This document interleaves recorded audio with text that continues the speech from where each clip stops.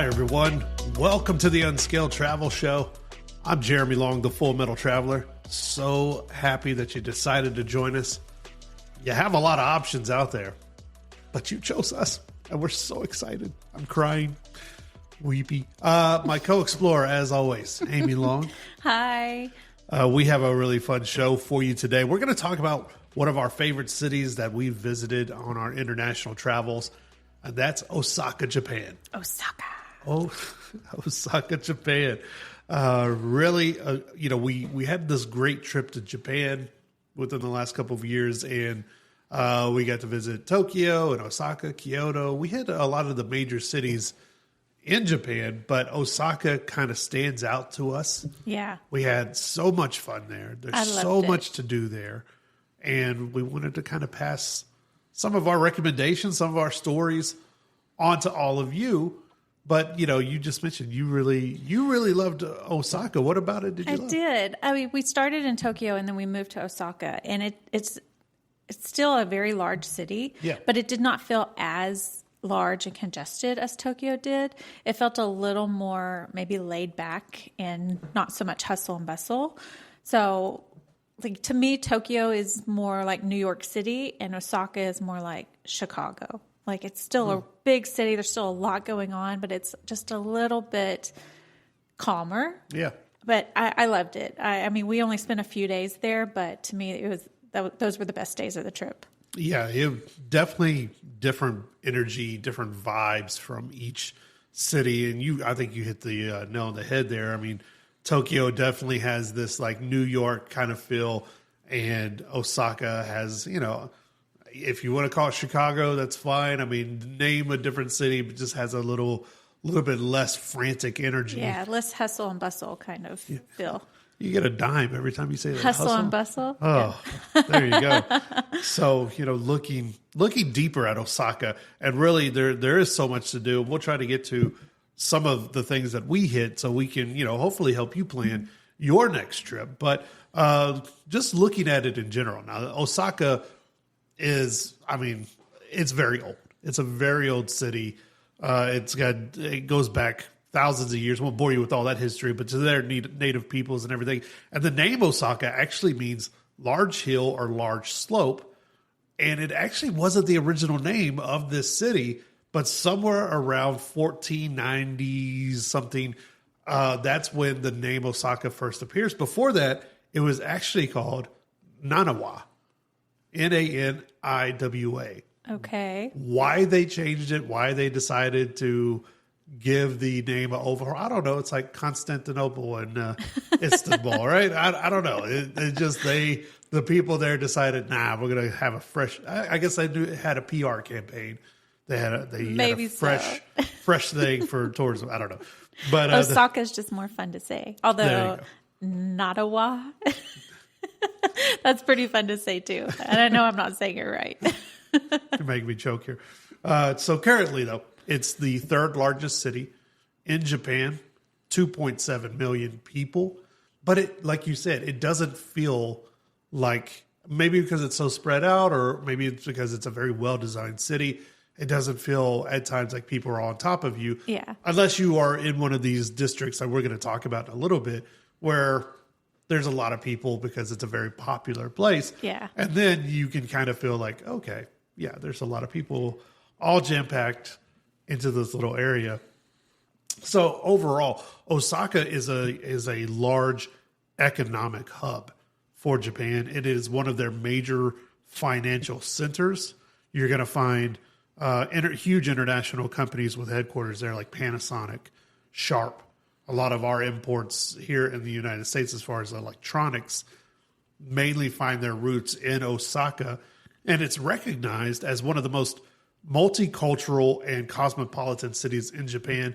This is where you're going to find, where I think Tokyo, you might find hip and trendy things. Osaka is where you're going to find people that are just more open to maybe things like interracial relationships and being more world citizens as opposed to maybe other areas, because that's kind of what cosmopolitan means. It's like world citizens and people that, like to travel themselves and kind of see the world through a different lens. Yeah, I mean, to me, Tokyo is very like, there are a lot of skyscrapers, a lot of offices, a lot of people. Everywhere we looked, it looked like people were going or coming from work.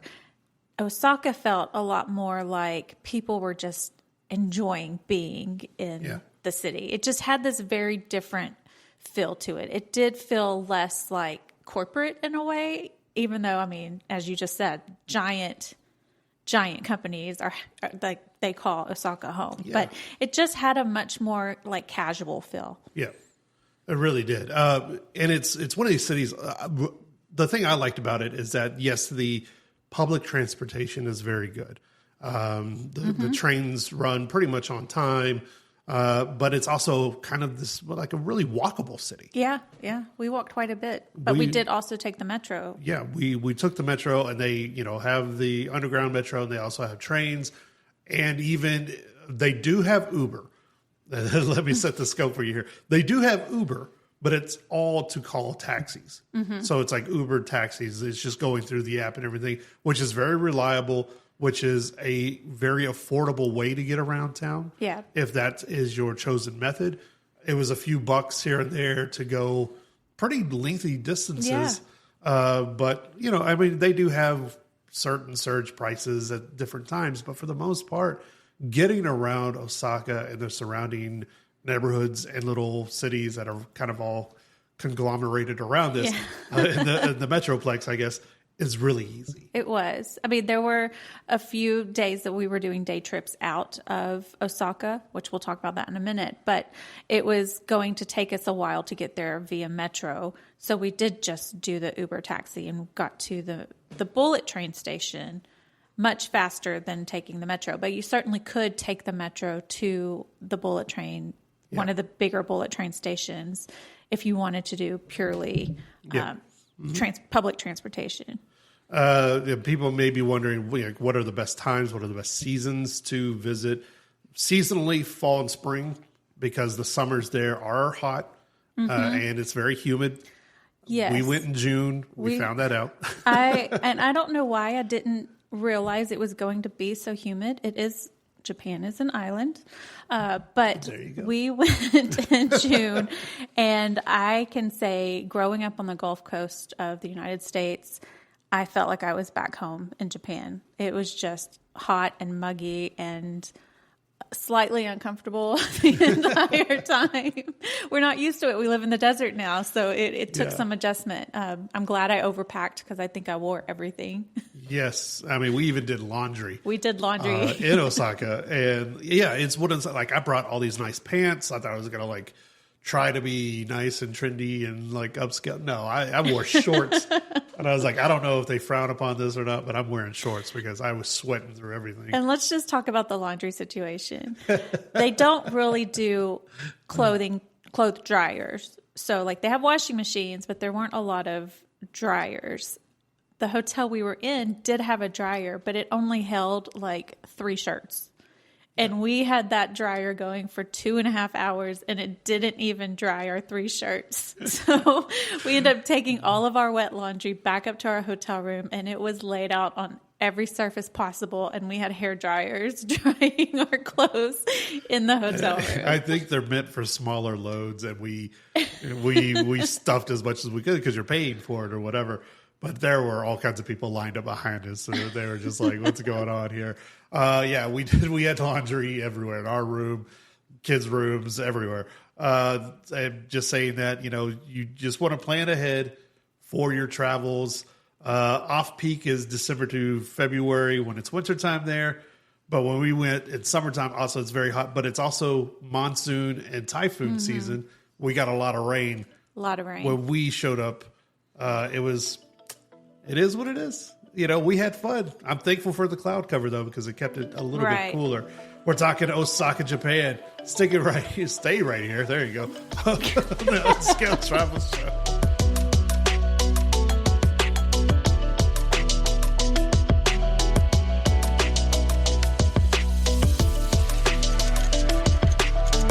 Unscaled Travel Show is brought to you by Diamondback Land Surveying. For all your land surveying needs, contact Diamondback Land Surveying at 702-823-DBLS.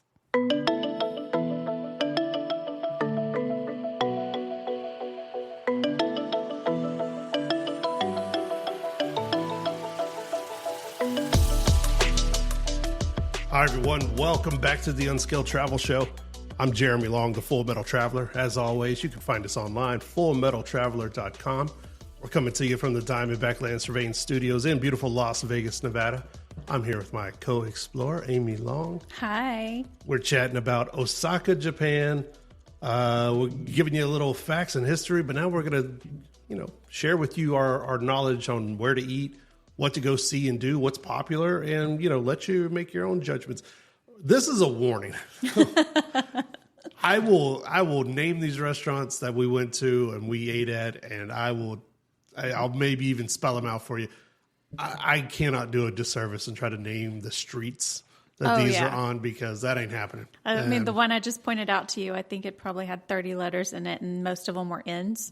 Yeah, I don't know how to say this word. I don't want to disrespect the people in Japan, and I know I'm showing my ignorance here, but yes, we'll leave the list under the show notes as always for these places, but you'll have to Google Map them, or Apple or whatever your GPS of choice is, but.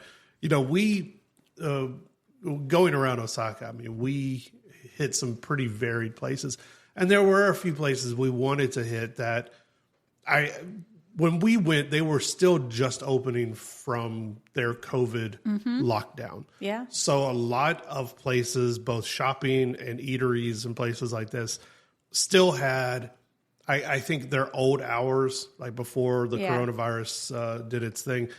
So they were. It was still kind of hit and miss. Right. We showed up at a number of places when they said they were open, and they were closed, and it looked like they hadn't been open in quite a while. Yeah. We checked websites. We would even go by there, and on the door it would say they'd be open from 10 to 5, and it would be 2:00 in the afternoon, and they were closed. So I'm sure it's different now, but just be aware. Sometimes when you travel, you have to be flexible. There was one restaurant that you really wanted to try. That hamburger place. What was it called? The Butcher. The Butcher. We went there twice to eat. Yeah. Closed both times.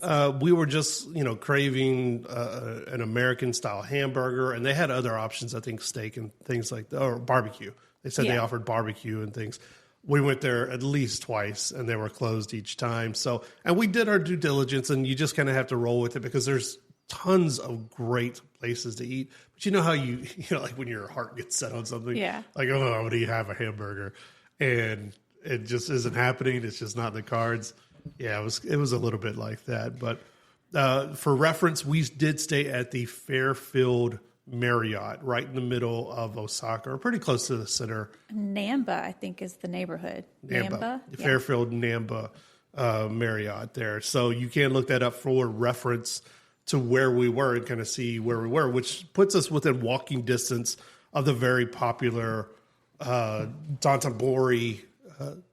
Did I mispronounce it? No, I think that's how you say it. Dotonbori. Yeah, okay, Dotonbori shopping area, which is tons of shops, tons of places to eat, gaming facilities, and it's street vendors, all kinds of stuff. Oh, street food of every kind. And this is where you're going to catch most of the pictures of Osaka. If it's lively and it's got those huge signs, outdoor signs, that's the neighborhood that they're taking pictures of. I loved it, because that's where, remember, we were driving to our hotel and we were watching signage pass, and there was this huge mechanical octopus like hanging off the side of a building it looked like he's cutting up sushi, like hibachi. Yeah, and like that's one of the entrances into this neighborhood. And so the signs just got bigger and flashier, and like I knew I want to go walk around this area, if nothing more than to just take pictures of the signs. And we got some fantastic pictures of signs, and it almost reminded me of home. It reminded me of Vegas a little bit. Tons of people walking around, taking pictures, just shopping, and then the stalls are outside. So if you want street food, which it is, that neighborhood is famous for, it's all very much fun. But close to us, we started out almost every single morning. Hey, breakfast is the most important meal of the day, right? Yeah. Eating wise, we found a wonderful little coffee shop called Cora. Cora Coffee. Cora Coffee, Cora Coffee. And it's one of these places that they have a little bit of everything. It was kind of like French mixed with a Japanese fusion.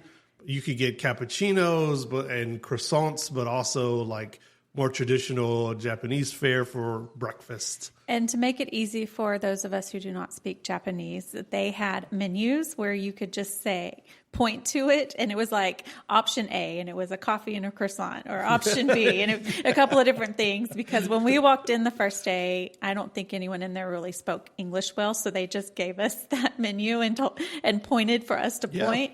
The second day we went back, and a few of the people in there did speak English, so we felt a little dumb when we go to point to the menu, and the guy's like, cappuccino and croissant. Yeah, he spoke perfectly. He spoke better English than I did. Yeah, and I was like, and I'm all pointing at it like, this one?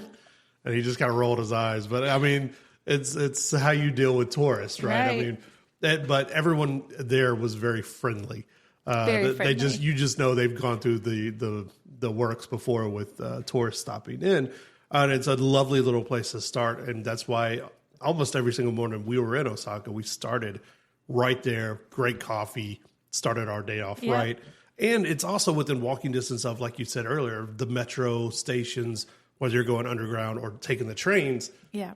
It was in, I think, a 5-minute walk to either little place, if even that. It didn't feel very far at all. We would stop and get our coffee and then either head to the metro or to the downtown area. And it's just a great way to start the day. And we did have some days where we weren't sure when or what we were going to be eating. So it was nice to know that, hey, at least we had coffee and croissants for breakfast. Yeah.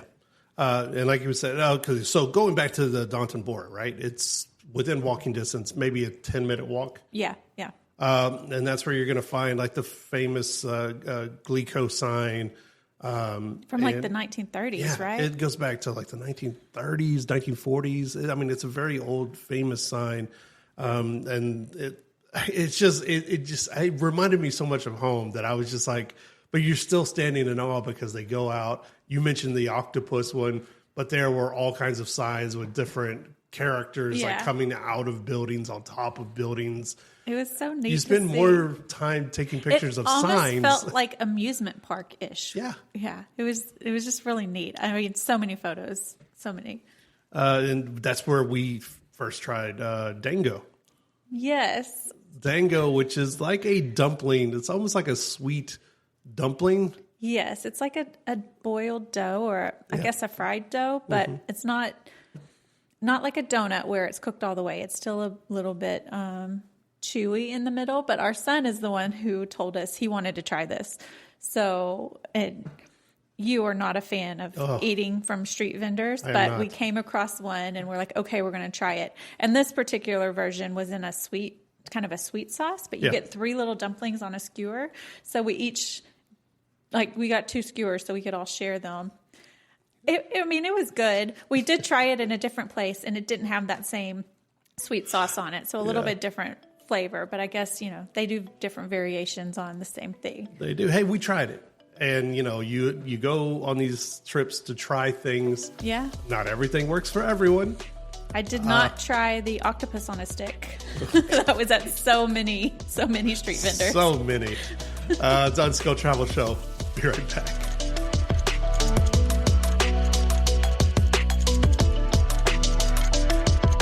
Unscaled Travel Show is brought to you by Diamondback Land Surveying. For all your land surveying needs, contact Diamondback Land Surveying at 702-823-DBLS.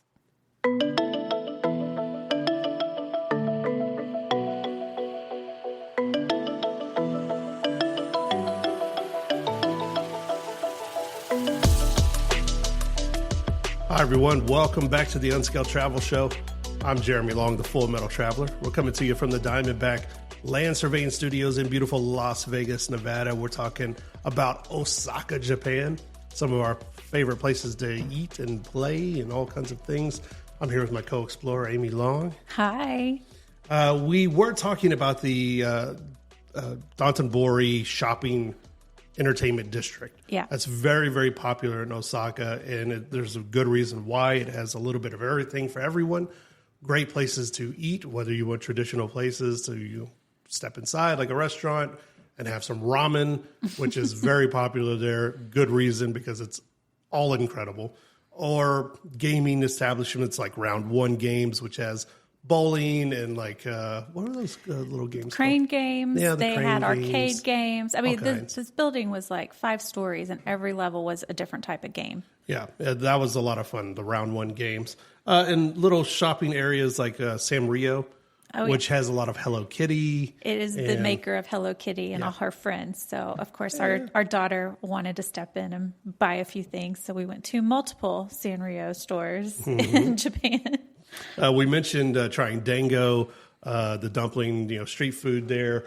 Not my favorite, but we tried it. And also another place, it's kind of a chain, but if you are craving like Chinese food in Japan, 551 Harai, maybe Horai, 551 Harai. There are a number of shops around Osaka. It is a chain, but it's very good. Like there were lines. Yeah. Very long lines. Everywhere we saw one of these, lines out the door. Mm-hmm. Yeah. So good. We ate there twice. Yeah. Chinese pork buns. Dumplings, noodles. Yeah. And we got it to go, and it was still so good, like fresh and eating it at the hotel and things a couple of times. That was incredible. I forgot in Osaka is where we also ordered, because again, after a while, you kind of like craving some comfort food, and we ordered Pizza Hut. But do you remember that pizza in Japan is different than pizza in America? Yes. And I think we got a pepperoni pizza, but it had corn on it, like sweet corn. I've never seen a pepperoni pizza with corn before. Everybody was blaming me. They're like, what the heck did you order? And I'm like, this was the one thing. It had pepperoni. I saw pepperoni. And it had corn or something. And they delivered it right to the room. It was, very prompt and everything, but they kind of sent a message and they were like, are you at this hotel or are you ordering pizza? I was like, yes, yeah, man. We're American. I did not remember corn being on pizza though, but it was like on every dish. Yeah, it was. It was.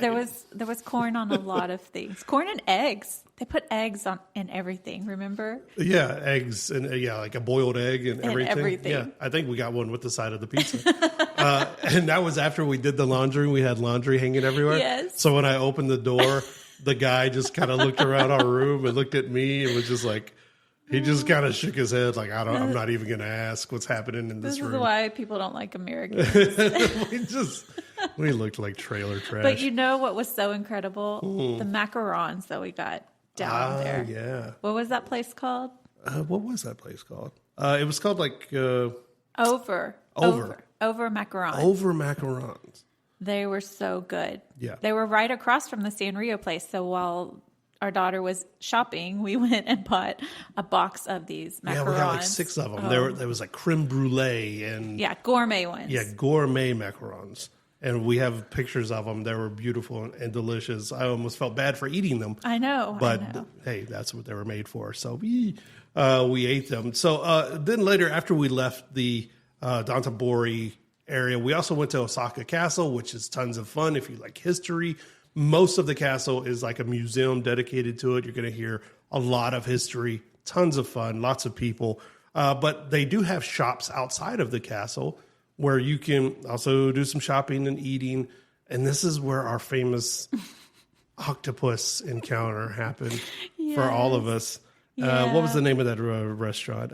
Crossfield. Yeah. Crossfield Terrace Lounge in the Mirazi, I think Mirazi shops. They're right outside Osaka Castle. It's hard to miss. It's all part of the same property. So once you're on property for the castle, and something to point out is like we had tickets to go into the castle itself, but you need different tickets to explore the grounds and the gardens and things like that. And by the time we got there, we didn't know we needed to pre-purchase tickets. So they only sell so many tickets a day for the gardens and other parts, other buildings on the property. So we could only go into the castle itself, which every floor is a level of the museum, and it's very narrow stairs. Yeah, very narrow stairs. Assume they have some kind of elevators for people with disabilities, but I didn't see them. Yeah, so. there was an elevator. They did have an elevator for people with disabilities. It was a very long line. There are older people visiting and things of that nature. So just be prepared if you go do it and you have different needs. Just plan ahead, get there earlier, or whatever you have to do. But we did go to the Crossfield Terrace Lounge. We kind of pointed at things. It was another one of those situations where you just... Well, by that point, we had already learned that a lot of the menus that the restaurants post outside is not the actual menu. Yeah. That you would get inside and sit down and they'd hand you a completely different menu than the English one that was outside the building. Yeah. So when we walked up, we asked the lady to show us her menu, the menu, and she did. And it said it's an Italian restaurant. Yeah. Okay, we'll do this. We go inside and then they hand us a piece of paper that says is their summer lunch menu. Yeah. Not Italian food. No, not Italian food. Or if it was... Well, they fooled us. A version of Italian food, I guess, because you did get risotto. I did technically get risotto. Blueberry risotto. Blueberry risotto. So it was purple and tasted like blueberries. Which is unexpected. I like it. Unexpected in a risotto is a blueberry taste and look. I truly don't remember what my main dish was. What sticks out the most is that we all got the... octopus ceviche. It said octopus ceviche salad. In my head, I'm thinking a salad with lettuce, and it was going to have some pieces of octopus on it. Nope. That is not what we got. If you could have been there for us to throw our dishes, no, we all just sat in disbelief at just looking at whole octopuses. Like, oh, they're like baby octopuses. 4 plates of baby octopus set in front of us. And we're all just sitting there, and the waiter has walked up a couple of times like, is everything okay? And we're like, yeah, I guess. Literally 4 baby octopus were sat on the table in front of us. Mine had a little piece of grass or whatever they garnished it with. Some parsley like on top of it. Like a flower. They put like a lotus flower on top of it. And that was unsettling. So ceviche in Japan means something totally different than it does to us. It's not like Mexican ceviche. I couldn't do it. I couldn't eat it. Our daughter was brave. She actually ate some of the tentacles, I think. She did. Yeah. However, she has, we now know, a seafood allergy. It's not funny. It's really not funny. That's one way to discover it. Thankfully, I had Benadryl in my Benadryl allergy medicine in my bag. And she has a low level, a danger there to it. But that's one way to discover that your child has an allergy to something. Like feed them a whole octopus. So that was a little fun at Osaka Castle. And we are going to get to our favorite day trips and some tips you need to know before you go. But there was a beer, if you are a craft beer fan or anything. And this is technically Kyoto, but at the same time, you should definitely try it. It's called, what was it called? Kizakura. Kizakura craft beer. It's Kyoto's first craft beer, but I thought I had to mention it because it was really good. I'm really happy that I drink it on the streets like a bum. There you go, right? Octopus and beer. No better combination out there. It's the Unscaled Travel Show. We're talking Osaka, Japan. We'll be right back.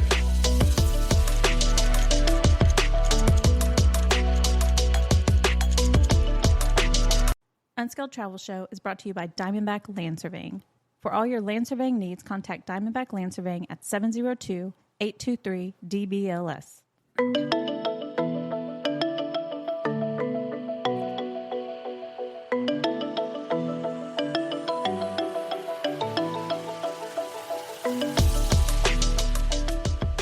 Hi, everyone. Welcome back to the Unscaled Travel Show. I'm Jeremy Long, the Full Metal Traveler, coming to you from the Diamondback Land Surveying Studios in beautiful Las Vegas, Nevada. Here with my co-explorer, Amy Long. Hi. We're talking about some of our favorite places to go see and places to eat, and now favorite day trips in Osaka, Japan, from our well-versed and very hilarious overall trip to Japan. Tons of fun. I mean, leaving there, we spent a few days in Tokyo, kind of bookended our trip, days in each, and then the middle days in Osaka where we took a lot of day trips. Yeah. Overall feeling. I mean, it was our first time to Japan. What did you kind of leave there thinking about the country and the places? I loved it. I can't wait to go back. But next time, I do think we pick one place and we stay a little bit longer, because we weren't really in any city more than 2 or 3 days at a time. Mm-hmm. So even though we saw a lot of stuff, it kind of felt like we were rushing through some things. Do you think there's a pressure, like when you go on Yes. trips, people put this pressure on themselves to see as much as possible? Absolutely. In different areas? We've done it to ourselves, where we end up wanting to hit all those sites, and you kind of stop enjoying the trip because you're just checking off boxes. Yeah. Oh, did we see this? Now we have to see this. Let's go see this. It's great because you get to see all these things that are impressive, and it makes you feel like you did something, but at the same time, you're not really enjoying the locale. Yeah. You're just moving from one thing to another. So next time we go back, I really want to just kind of slow it down. Maybe we just go stay in Osaka for a week and just really immerse ourselves in the culture. Immerse ourselves in the new Wendy's that we hit. We stumbled upon a Wendy's. It was like their second location in the city ever. And we were like, hey, look, there's a Wendy's. And it was like their opening day. Yeah. And it was crazy because you go in there, and I don't know why this is standing out to me, but you go in there and they have like a traditional hamburger, American style hamburger. But then they also had like penne pasta. Yeah, they had pastas, they had linguine, seafood. They had seafood. I was shocked because we don't have that kind of stuff in fast food places here, really. Yeah. I mean, but we did have chicken nuggets. So, as long as they have Wendy's chicken nuggets, it's all good. But we did take some day trips from Osaka. Osaka, again, very easy to get around. Make sure you get your Japan Rail Pass to move around the city, especially if you're going to use the bullet train. I know they recently jacked up the price because it was getting so popular, but it's well worth it, especially if you're moving across the country. Yeah. Or if you do have any inclination to do day trips, you're going to get your money's worth with the Japan Rail Pass, because it's also good for metro and for the train system, and for some of the buses. Some for the buses and for the tugboats. Yeah. A couple of the tugboats. Yeah, even and we're about to talk about it, when we went from Hiroshima to Miyajima, there was a boat specifically that you could use your Japan Rail Pass on. However, it was far from us, so we ended up just paying for a different boat to take us to the island. It was a little more private, too. Yeah. The less people. So let's talk about Hiroshima. Hiroshima was somewhere that we did take off from Osaka. I think it was an hour and a half. Yeah, it was almost 2 hours to get there.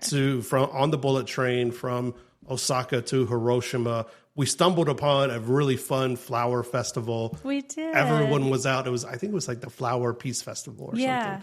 Of course, Hiroshima is, the location of one of these atomic bombs and that horribleness from World War II.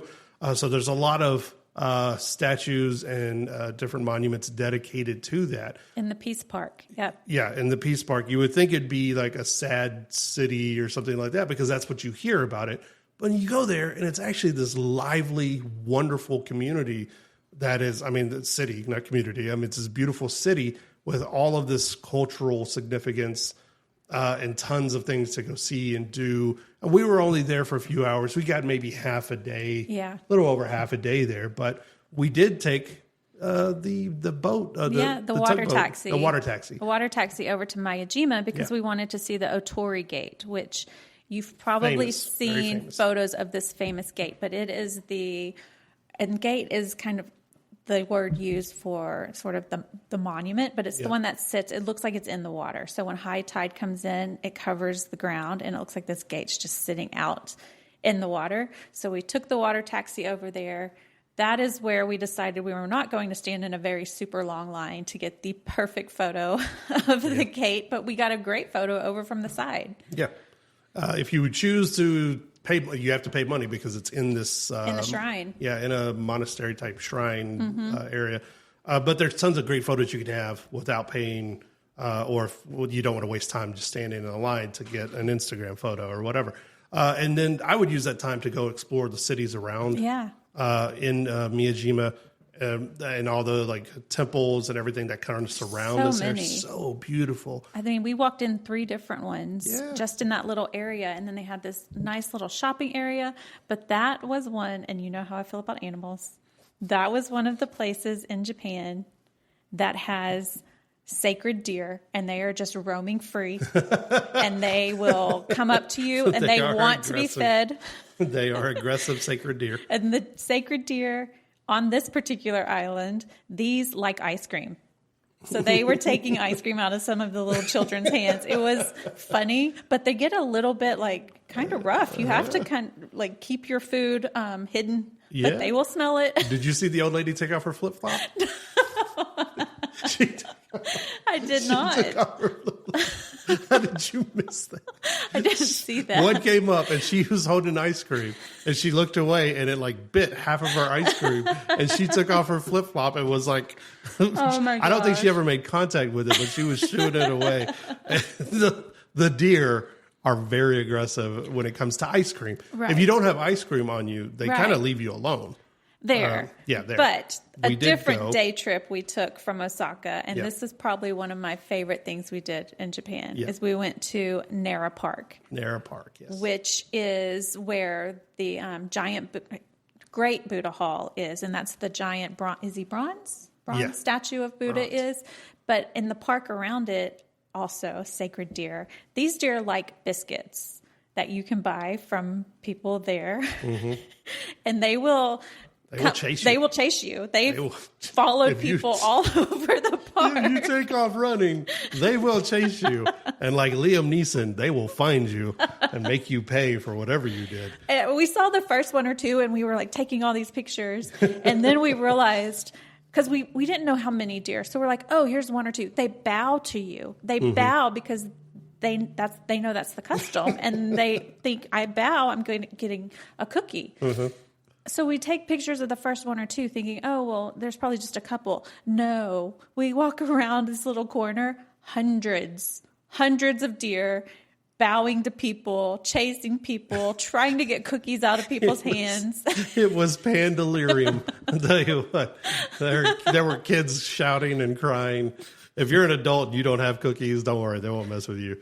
But children, guard your children. No, it sounds like a dangerous place. It's not. It was lovely. You just have to be, it really was my favorite thing we did. Be aware of. So Nara Park in Hiroshima.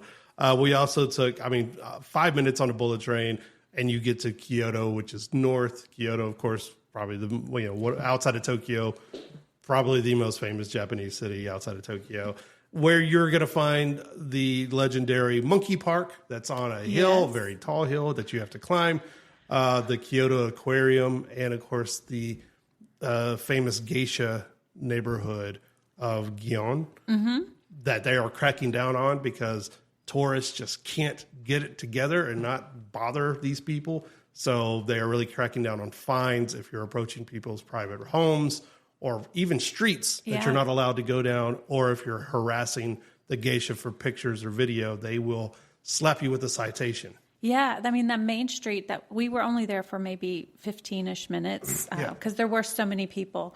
But this is a private area. People still live there, but it's a neighborhood, right? Like people live here. But it's kind of the old architecture. So tons of people down there taking pictures, and you can walk down the main street or road.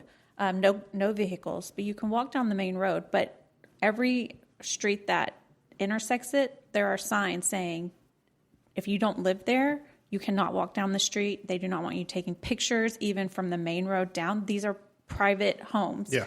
And we were there for maybe, 3 minutes, and I was like, I would just really like to see a geisha. And all of a sudden, around the corner comes 3 of them. And I just felt like my trip to Japan was complete. Yeah.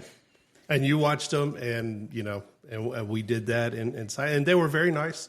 They were very cordial, but you could tell they're going somewhere. They're going to work. Had stuff to do. So leave them alone, man. And they are not obligated to take pictures with you. I do think we need to just say, if you're going to the Monkey Park in Kyoto, it is a hike. On the website, it says it is a gentle to moderate hike. No. It is a hike. So be prepared to walk up a mountain. Osaka, Japan, Unscaled Travel Show. We'll see you guys next time.